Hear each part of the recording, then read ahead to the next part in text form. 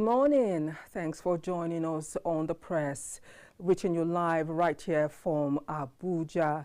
Yes, indeed, it is a brand new day. We are happy to be here, happy to be alive, to be counted among those who stand to tell the story of tomorrow.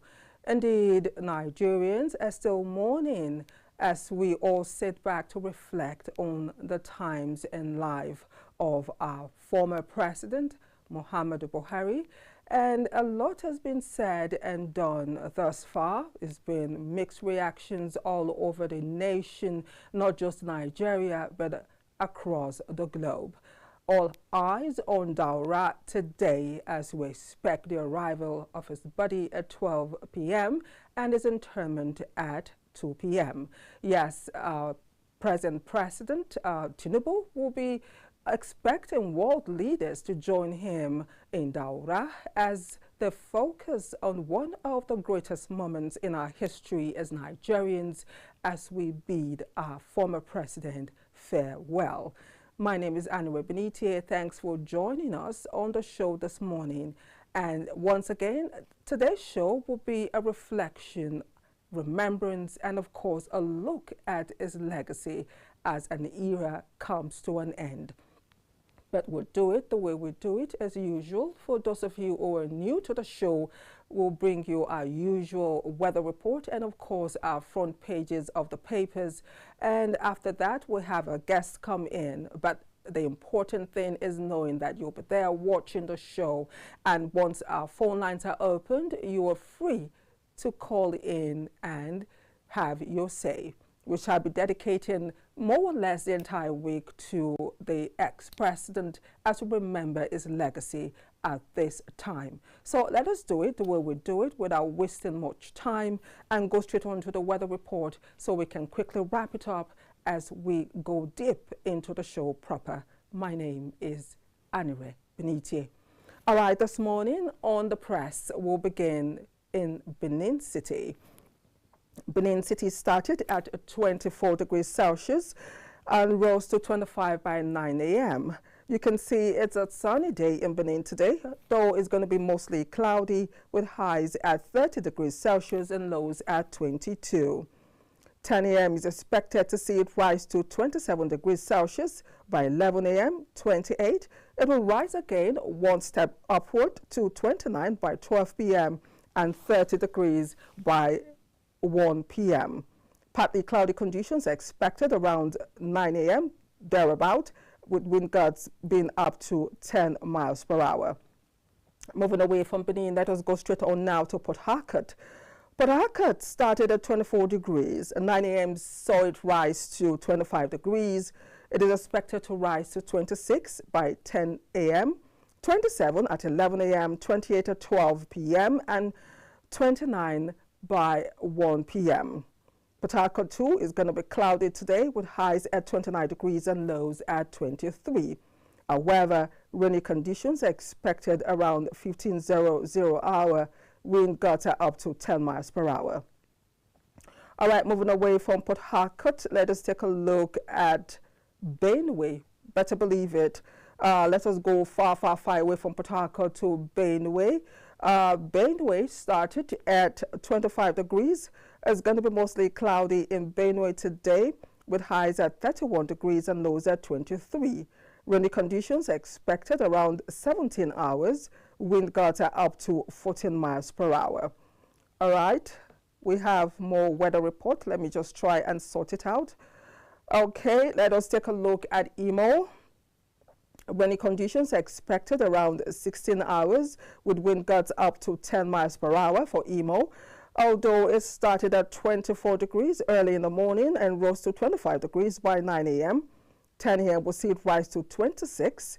11 a.m. 27 degrees, 12 p.m. 28 degrees, and by 1 p.m. we'll see it rise to 29. Rainy conditions, like I said, are expected in Imo today. Away from Imo, let us take a look at Alamboye. Alamboye this morning is mostly cloudy. Today is going to be mostly cloudy in Alamboye with highs at 30 degrees and lows at 23. Rainy conditions are expected around 16:00 hour with wind gusts up to 12 miles per hour. 9 a.m. sea presented at 26 degrees in Alamboye. 10 a.m. is predicted to rise to 27. 11 a.m. 28 degrees, 12 p.m. 29 degrees, and by 1 p.m. we'll see it rise up to 30. Away from Alamboye, let us take a look at Lagos. Sunny conditions are expected around 13 hours with wind gusts up to 11 miles per hour. Lagos started at 24 degrees. It's going to be partly cloudy. You can see the sun on the pictorial. However, by 9 a.m., the weather rose to 26 degrees, expected to rise further to 27 by 10 a.m. By 11, we'll see it rise one step further to 28, but will maintain same at 12 p.m., but rise again at 1 p.m. to 29. Away from Lagos, let us take a look at Kano. Kano started at 24 degrees. By 9 a.m., it was already 26 degrees. Our whole day Kano. By 10 a.m., is expected to rise to 28 degrees. 11 a.m., we'll see it rise to 30. 12 p.m., 31, and 1 p.m., 32. It's going to be partly cloudy in Kano with highs at 32 degrees and lows at 22. Wind gusts are up to 18 miles per hour. Now, we have Jos this morning. Let us take a look at Jos. Jos is going to be partly cloudy. This is expected around 18:00 hour with wind gusts up to 15 miles per hour. Highs at 26 degrees and lows at 18 degrees. By 10 a.m., we expect to see 22 degrees Celsius, 11 a.m., 24, 12, 25, and by 1 p.m., 26 degrees. All right, that's all we can take on our weather report this morning. So let us quickly go straight on to what the papers are saying this morning. And we will start with the Punch newspaper. The Punch this morning is a reflection of our hearts. It says, Daura kinsmen, associates reflect on Buhari's final month. We have that story on page 2 of the Punch. We have 1, 2, 3, 4 riders. State burial begins in Abuja today. Interment to follow in Katsina. I was hospitalized in same London facility as Buhari, says Abdullahi. Jonathan visits Aisha in London as Amusong Lawan others arrive Daura. Tinubu appoints Akume, Rebado others to burial committee. Federal government delegation visits Aisha Maman Daura Abdullahi in London. Yes, you can see the pictorial, very solemn pictorial right on the front page of the Punch. That is the Vice President Shatima and, of course, Aisha Buhari with some women who were there comforting her. Now, away from that, above or beside the mast, Natasha fires back at Akpabio over reinstatement challenge. Away from that, soldiers bar traditionalists from Awujale's Muslim funeral. Oshibajo governors Oshoba Daniel Dangote grace Awujale's burial. Fusengbuwa house poised for throne as Ijebu awaits new Awujale. Okay, let us move away from the Punch and go straight on to This Day newspaper. This day, Tinubu leads delegation to burial of Buhari to receive remains at Katsina Airport today. Constitutes State Burials Committee, others 25 FEC members to Daura. Ex-President Kaps's movement delayed by documentation. Federal government reschedules FEC session to honor late leader, declares today public holiday. Jonathan Akufo-Addo visit Vice President in London, paid tribute to Buhari. And also on the front page of This Day, we have the Awujale story, who ironically, joined his ancestors the same day as Buhari. Yes, indeed, in this part, as Nigerians, we call them Iroquois. And when things like this happen, we said the Iroko has fallen, and on the 13th of this month, 2 Irokos fell, but indeed their legacy will live on. Going back to this day newspaper, Awujale buried amid tight security as traditionalists storm burial venue midway. Mandaura family members, how former president spent his last hours. All right, we'll move away from this day. We'll go straight on now to the Vanguard. The Vanguard newspaper, Buhari, Tinubu sets up a 9-man committee burial holds today. The pictorial of the Vice President, Shatima, has condoled with Buhari's family, still made the front page of the Vanguard this morning. Away from that story, visa overstay, U.S. threatens Nigerians with deportation, permanent travel ban. I hope they take the warning. There's a little bit of politics, why I support ADC's coalition but remain in PDP, Lamido. More tribute as Awujale is buried in Ijebu-Ode. Moving away from the Vanguard, let us take a look at another paper, the Nigerian Tribune. The Nigerian Tribune this morning is all about our former president, all set for Buhari's burial, Tinubu to receive body in Katsina. You can read more of that story on page 4. Body to arrive by noon, interment set for 2 p.m. today. Federal government declares public holiday. Condolence registers to be opened in MDA's ICC. Nigerian embassies, missions abroad. National Assembly suspends legislative activities for 1 week. The Patriot shifts Constitutional Summit to Wednesday to honor Buhari Awujale. A delegate to Aregbe Shola, Osun people have not forgotten your record as governor. All right, we move away from that paper and straight on to The Guardian. The Guardian this morning is a little bit away from the other front pages. The screaming headlines on The Guardian says, pay TV struggles as more Nigerians opt for mobile streaming services. Buhari gets state funeral as critics fought National Assembly's week-long tribute. Buhari represented unity, equity, but was misunderstood. Oshibajo, Dangote, Abiodun, others bid Awujale farewell. U.S. threatens visa validity defaulters with deportation, lifetime ban. Tight security in Daura as Katsina awaits Buhari remains. Over 2 million Abuja indigenous people risk extinction, CSO tells the UN. All right, let us move on. We have more papers. Up next is the Leadership. The Leadership newspaper, more tributes for Buhari as Oba Adetona is buried. Succession battle begins. Contenders, of course, the pictorial are there, Shatima, Atiku, Kwankwanso, El-Rufai, and, of course, Al-Makura. As Buhari is laid to rest in Daura today, federal government declares holiday. More stories on pages 17 and 18. All right, let us take a look at the Daily Times.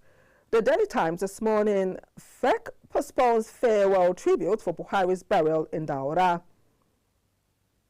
Buhari, federal government declares today public holiday. National Assembly suspends plenary for a week. And LP condemns Lagos local government election, says polls indicates APC game plan for 2027. PDP too big to be silenced, says FCT chairman Dugara. PIA has changed Nigeria's economy, says Kalu. Wike to Ukbawalo, ignore plans to probe Obaseki, prioritize Edo's progress. All right, we'll move away from that story to the Blueprint. The Blueprint this morning, I was admitted in same hospital with Buhari before he died, Abdullahi. Tight security in Daura as president is buried today. Akume heads funeral committee, federal government, Northwest governors declare public holiday. FCT workers suspend strike after 3 months. All right, we move away from that now to the matrix, away from the blueprint, the matrix. Buhari goes home today. Edun, Wike, Umahi, Ribadu, others make interministerial committee for ex-president's state burial. Federal government postpones special FEC session to honor Buhari, declares today as public holiday. All right, let us move on. I think we have one more paper. Let's take a look. Or are we done? Okay, the Daily Trust newspaper, I think, is the last paper this morning. Daily Trust, Daura set for Buhari's burial as Nigeria mourns. Residents flee as bandits attack and Niger communities, kill 6, abduct over 20. 4 killed, many injured in Kano, building collapse. Succession move begins after Awujale's burial. All right, I think that's all we have on the papers this morning. Let me just flip through. Okay, we have the Daily Monitor. I think we have the Daily Monitor. Burials, Buhari's burial. Federal government constitute committee declares public holiday. That's on the Daily Monitor this morning. Okay, we've come to the end of our newspaper review this morning, and trusting that my guests are here to help us talk on this very important topic that's in the hearts of Nigerians as we mourn our late president, former president Muhammadu Buhari, who is expected to be interred today in Daura. Like I said when we started, all focus is in Daura this morning as Tinubu awaits world leaders to bid our former president farewell. And so we have the papers. We'll take our usual break, and when we return, the conversation. Don't forget that once the phone lines are opened, you're now permitted and free to call in and give your tribute and your contribution as we'll take a look at his legacy. We'll take that break, and when we return, more. Stay with us.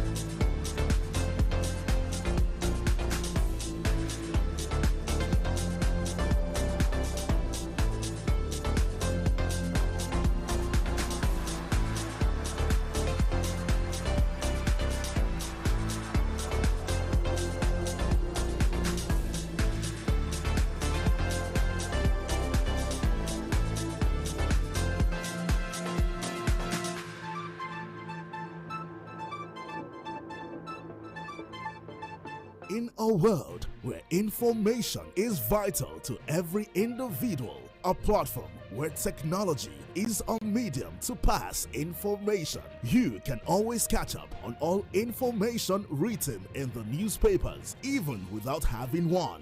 Join us on The Press. Reaching you live from the Abuja studios. On The Punch for this morning. The Blueprint newspaper, Nigerian Tribune this morning. As we give you information and opinions about current events and topical issues on politics, business, sports, entertainment, weather forecasts, and lots more in the local city, across all states, and across all countries. Showing daily on StarTimes, channel 124, 9 a.m. West African time, only on KAFTAN TV. Stay connected with us. That he said it is a reason why I will not do it. I pursue the federal government to pay us our damages. YouTube, KAFTAN TV. A very tricky one. And then the bottom line is this. Website www.kaftan.tv. Point is, the youth must come together. The pendulum can swing in your favor. Instagram, KAFTAN_TV. KAFTAN TV. Imagine a beautiful world.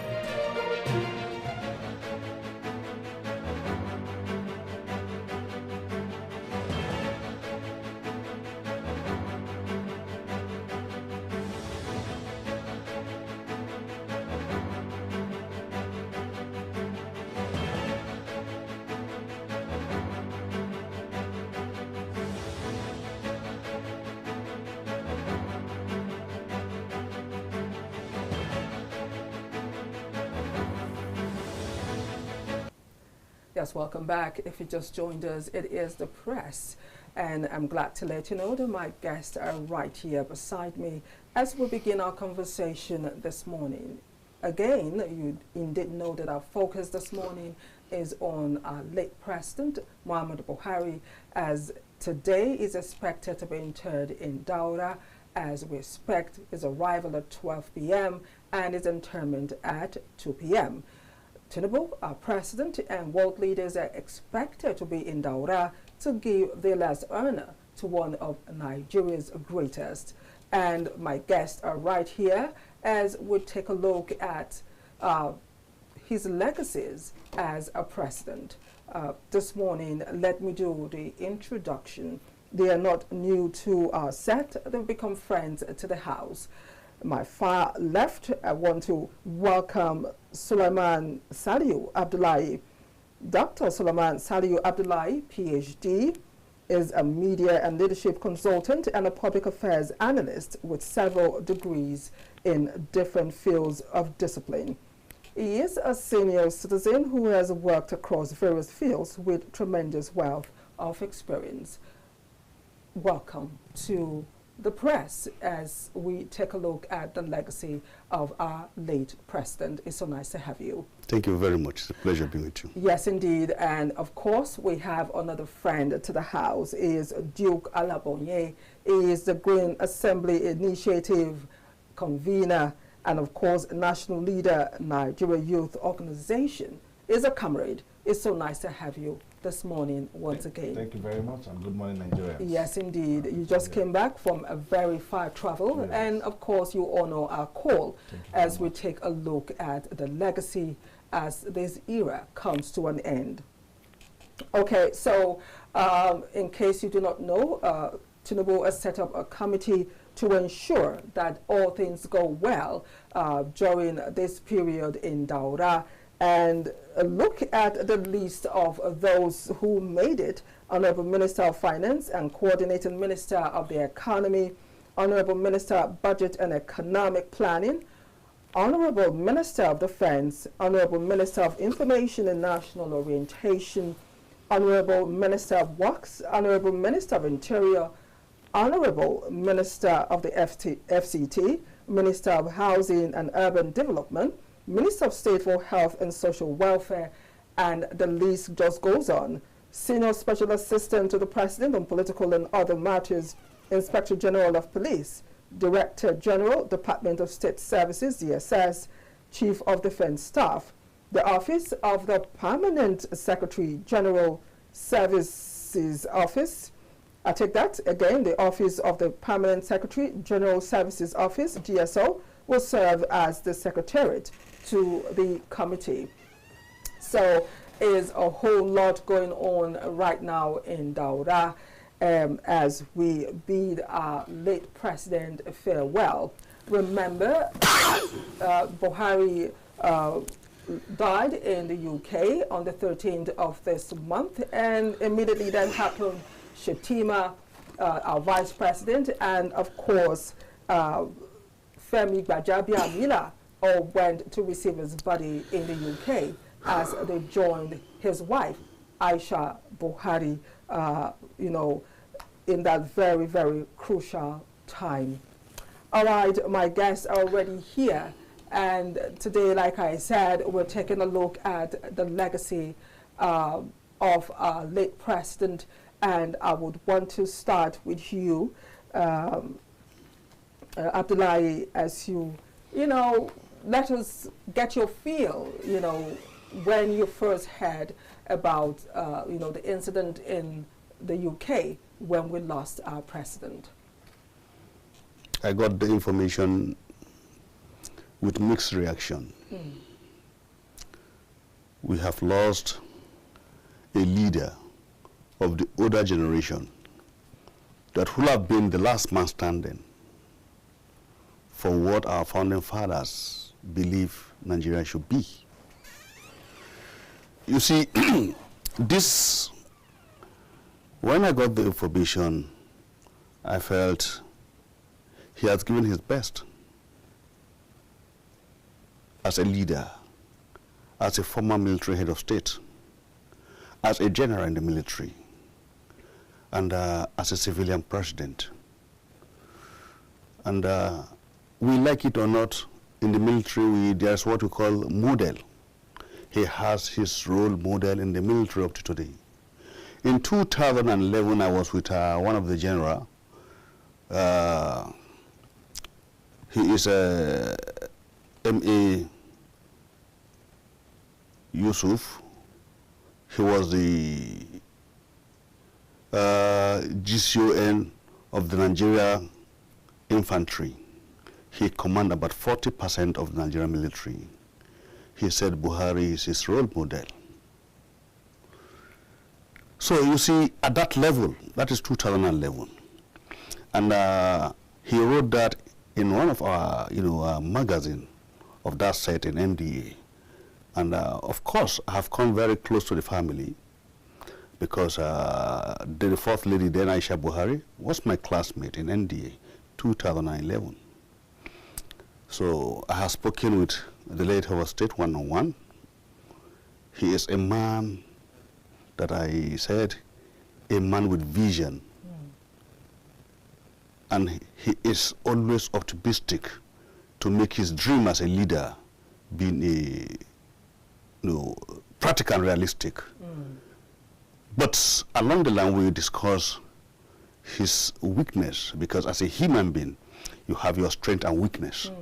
So we will look at them all encompassing and analyze them from leadership point of view. As a former head of state, as a former governor, as a civilian head of president, you understand now. So you said it is the end of an era. Most people don't understand Buhari, even among his associates, among his immediate family members. They don't know who is Buhari.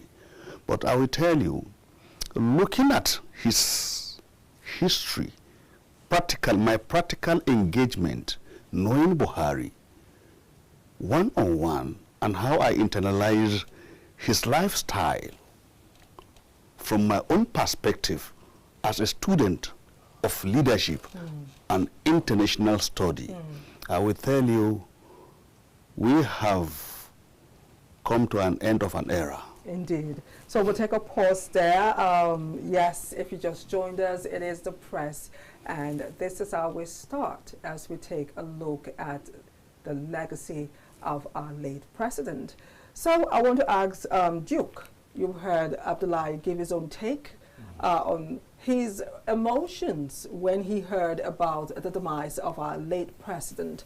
I want to ask you the same question. Where were you, and how did you receive the news? Well, let me use the word of the late president, it came as a shock. These are always his words when it's on national issues. Well, yeah, I agree. We've lost a Nigerian. We've lost someone who is patriotic. We've lost someone who has risen from a point to another point. Throughout Buhari's lifetime, I think he has been involved in leadership at one level or the other. Even at the time, he gave a lot of space and then came back on board. A man that has been so resilient, wanting to govern. I think one of the politicians that ran, contested for the presidency for so long, and at last he got it before God is taking him off. It's a shock. In what's the morning is the patriot, like I said, a man that believes in what he wants to achieve and all of that. So from the perspective of losing a Nigerian, from the perspective of losing a leader, yeah, we've lost a hero. And again, it came as a shock because death do not knock on the doors. It comes on whenever it wants to come. 2 days to this time, I think the spokesman that did a book launch, what's his name again? Garba Shehu was on air, and I think in your mother, one of your sister station, and it was asked about the health of the president, and he gave Nigerians the assurance that the president is recovering. So again, these are one of the lies that Nigerians eat. If the information was contrary or the other way around, Nigerians are very prayerful people. Although we don't hold the clock of the hand, yes, but I think the perception and the mood would have been different today. When you come on television to say the president we hear that is sick, hospitalized, critically sick and hospitalized, is recovering. Whereas it was a worse situation. These are the issues, these are the people around the man. Okay. So at this time, I want us to take 1 minute of silence to pray for the repose of his soul.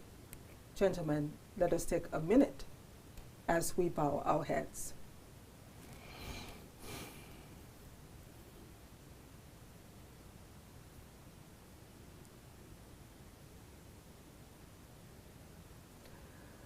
Yes, indeed. If you just joined us, this is as we take a look at the end of an era.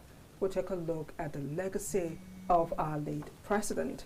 To help us push this discussion further, we'll take a package remembering Tinubu, and when we come back, more.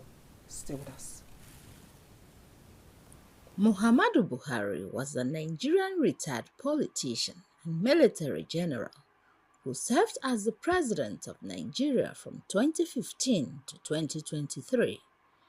Born on December 17, 1942 in Daura, Katsina State, Nigeria, he rose through the ranks of the Nigerian army, becoming a major general and serving as the military head of state from December 31st, 1983 to August 27th, 1985. Buhari's early life was shaped by his Fulani heritage and Islamic upbringing. His father, Malam Hado Adamu, was a Fulani chieftain, and his mother, Zulahat, instilled in him strong moral values. After his father's death when Buhari was 4, his mother raised him. He attended Quranic School, Katsina Provincial Secondary School, and later the Nigerian Military Training College. Buhari joined the Nigerian Army in 1961 and underwent training at the Nigerian Military Training College and the Mons Officer Cadet School in the UK.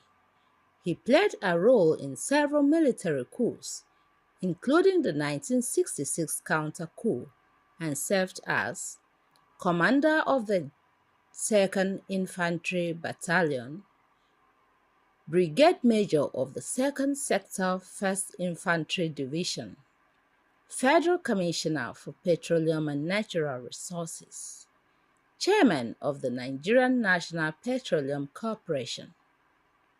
Buhari's presidency was marked by efforts to combat corruption, improve security, and boost the economy. Some notable initiatives include anti-corruption efforts, implementing policies to improve transparency in government, security initiatives tackling insurgency in the northeastern region, economic development, promoting infrastructure development and agricultural productivity. His first marriage was with Safinatu Yusuf in 1971, divorced 1988.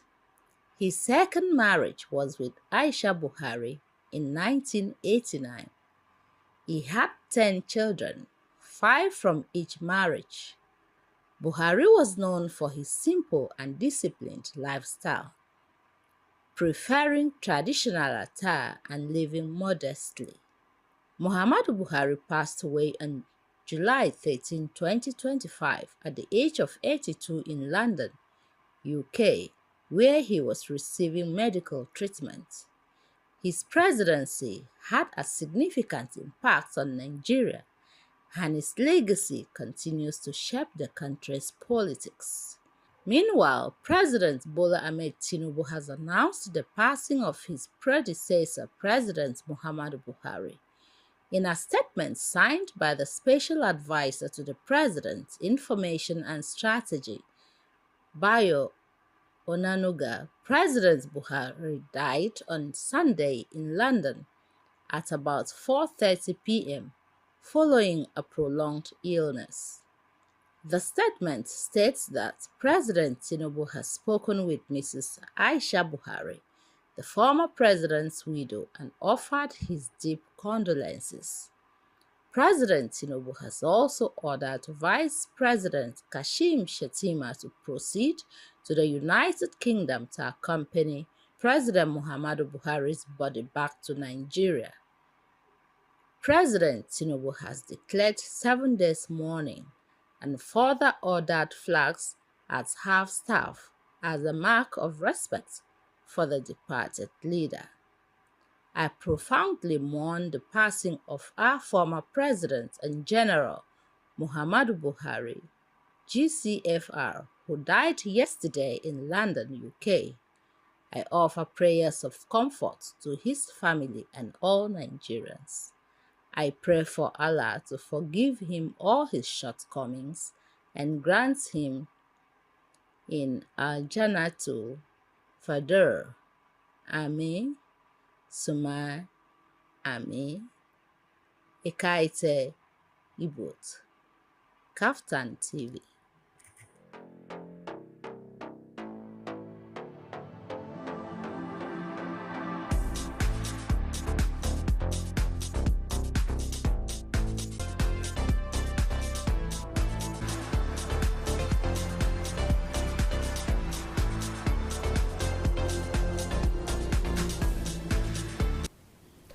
Yes, we're still here, and thanks for being there watching the show as we take a look at the legacy of our late president.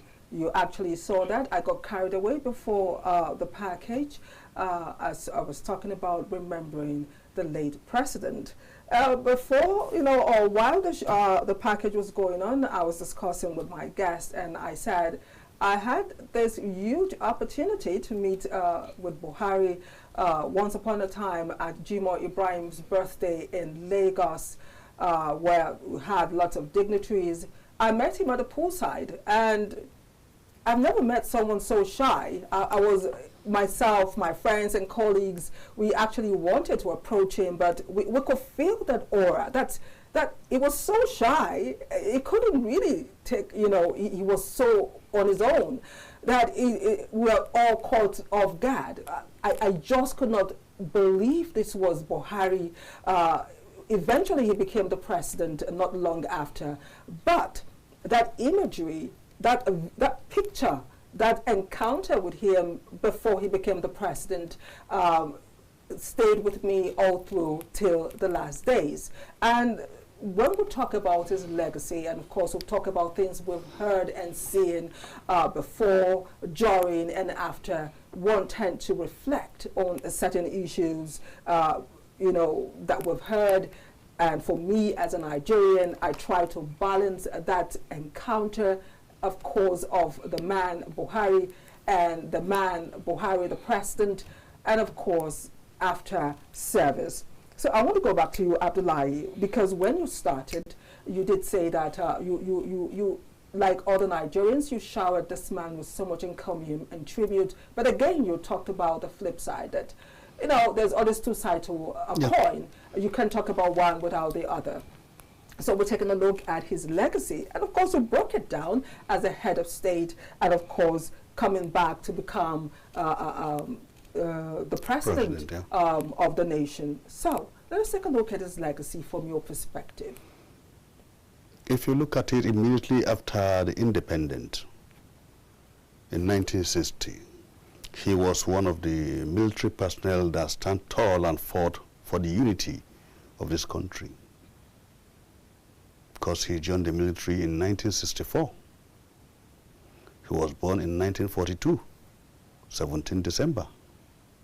And if you look at Buhari critically, when he was the governor of the northern eastern state, before the creation of Borno, he was extremely doing well. And after the creation of Borno state, he was the first military governor of Borno state.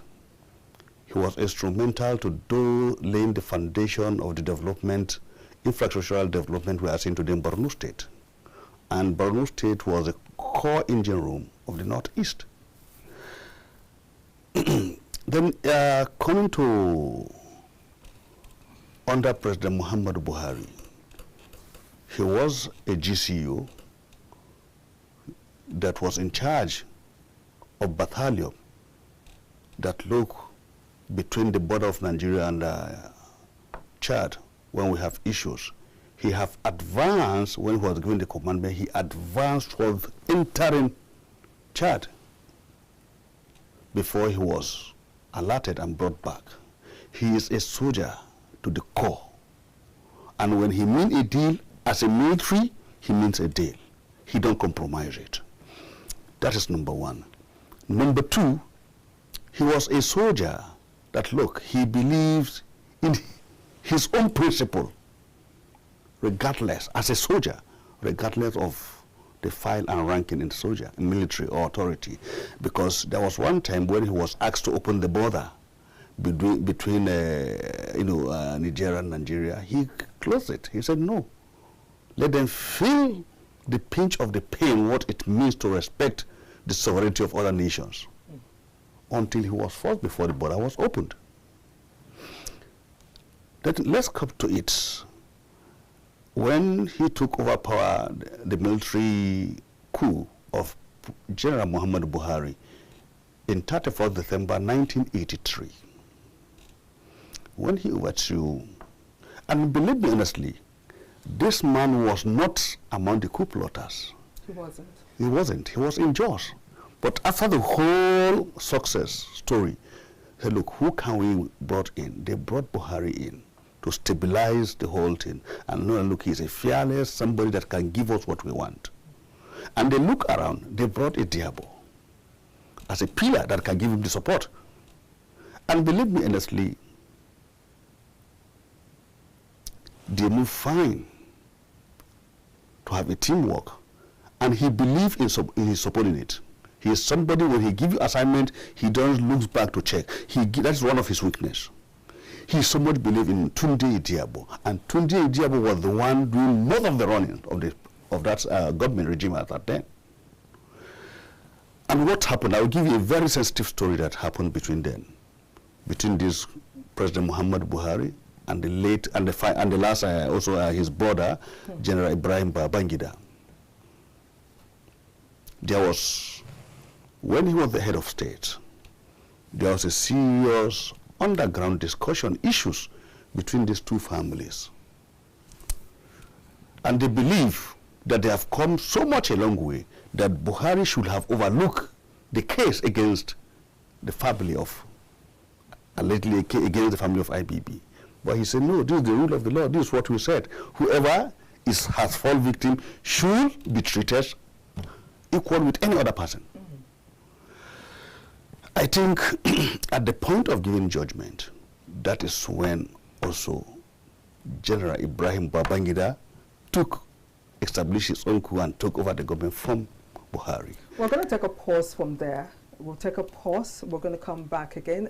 From the point that you stopped with the coup with that brought in General Ibrahim Babangida. General Ibrahim Babangida. So I can give Duke the opportunity to come in and have a say. I have to take a look at this leader who will be joining his ancestors, or will be laid to rest today. He has joined his ancestors, will be laid to rest today, because like we said when we started, Daura is the focal point right now, and all road leads there. But again, we're taking a look at his legacies. We've had a very wonderful groundwork by Abdullahi, and now I want to give Duke the opportunity to let us into his mind on the legacies of Buhari.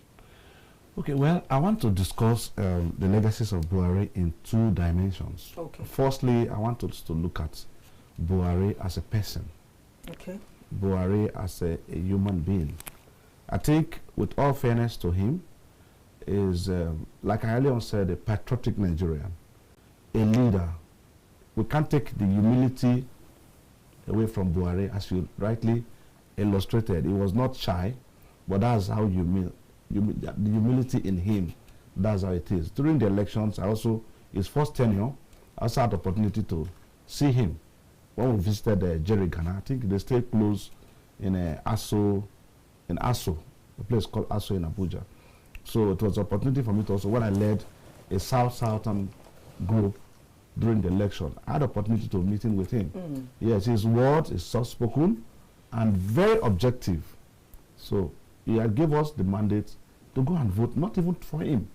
He said we have a choice to make. But if we vote for him, it will turn Nigeria to a better place that we all envisaged. So looking at his personality, you can't take it away from him. Very objective man, a man that believes in what he wants to do, a man that is so humble, soft-spoken, and all of that. So I also want us to look at Buhari as a leader, political and a social leader. So history taught us that during the era of Buhari and Idiagbo, right? Yes. Idiagbo, history has taught us that that regime was characterized also with what we experienced now. So we have, people will say it gives responsibility and then allows you to work. But again, there's a sense of thought that says he who gives responsibility must checkmate the outcome of those responsibility. Else the outcome becomes his, not the executor. Because you give out responsibility, you have to ensure that. So we all knew, I was not born at the time, but we all heard in history how the Buhari and the Diagbon's regime was. It gave indiscipline. Buhari was more very vocal when it comes to being disciplined, mostly regards to adherence to state laws and national laws. He was very good at that. Then let's come to development. This is where I think the issues are. Let's come to enhancement. This is where I think the issues are. Let's come to, it believes in one Nigeria. It believes in one Nigeria, however you want to look at it. Okay, but all those were characterized with military regime. We saw our leader yearning to become a democratic leader, where the terrain was or is quite different. And after a long stand, Nigerians were looking for, again, that leader that will lead us out of the menace we are facing. The developmental strides of Nigeria was sloping down. And then Nigerians were eager. Who is this person? Who is this leader? Who is this Nigeria? Who is this patriot that will pull us out of where we are going? Don't forget, at the time, this woman, what's her name? I think she's in Ekunjo-Iweala, the one in a international front now. She was minister. She was minister at the time. She was crying that, look, the way Nigeria is going, we are running into this situation. We're looking at that. And then politicians that believed, that saw its antecedents, Nigeria needed discipline to adhere to issues. And then politicians rallied around him. He won election and he came into power. And disappointingly, if there's a word like this, Nigerians felt more hardship. When Buhari came to government, the body language of what we've heard in history, people that were alive. I know my mother personally told me that this man during that area was a strict, the strictness what was everybody under. And people felt that that strictness is what was going to drop on board. That was the only integrity that brought him to power. And people were looking back. A man that is strict would follow due process in everything to ensure that this nation survives. Looking at his age again, what has he to lose? If he made this country become a golden country in Africa and an exemplary to the world. But then, in my own opinion, he failed. Okay, yes indeed, that is my second guest's point of view as we take a look at the legacy of our former President Muhammadu Buhari. We'll take another short break to bring you another president's tribute to the late president, and we're talking about former President Olusegun Obasanjo. And when we return, the phone lines will be opened so you too can have your say as we bid our former president farewell. We'll take that report and we'll be right back. About Muhammadu is that he tried his best. My prayer is that God will forgive him of his